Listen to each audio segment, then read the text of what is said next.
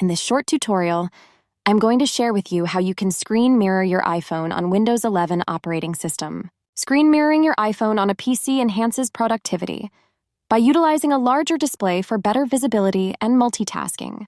This also facilitates remote support and troubleshooting by allowing others to view and interact with your iPhone screen in real time.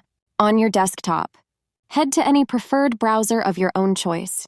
In the search bar, type in duan.video. You will land on this site. You will then download the software. If you can't find this site, I will leave a link in this video description. Since it's on Windows operating system, tap right here on Windows 64-bit. It will start downloading. When downloaded, head to your files in the section of downloads. Right-click on the application to launch it. Do you want to allow this app to make changes to your device? Click on No.